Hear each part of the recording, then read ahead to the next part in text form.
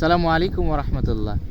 এই যে দেখছেন সরিষার বিস্তীর্ণ ফুলের সমাহার এইখান থেকে এই যে এখানে যে খামার রয়েছে, খামার মৌমাছিগুলো মধু সংগ্রহ করে এই যে এই ফ্রেমের ভিতরে সুন্দর করে এই যে আপনারা দেখতে পাচ্ছেন, এই যে দেখেন এখানে কি সুন্দরভাবে মৌমাছিগুলো মধু এখানে নিয়ে এসে সংগ্রহ করছে।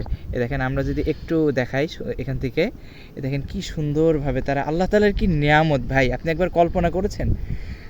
এটা যদি আপনি কৃত্রিমভাবে করতে চান কখনো এটা সম্ভব হবে?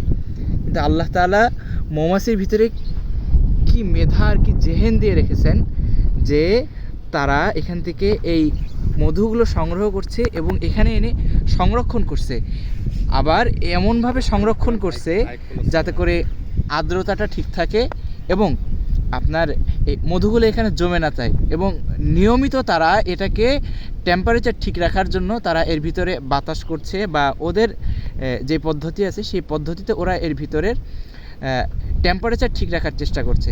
স্বাভাবিকভাবেই সরিষা ফুলের মধু এই শীতে আমাদের কাছে বাইরে কিছুক্ষণ থাকলেই সেটা জমে যায়, কিন্তু এখানে যদি আমরা খুব বেশি সময়ও রাখি তাহলে এটা কোনোভাবেই জমবে না। আপনি এটা খুব কাছ থেকে দেখেন,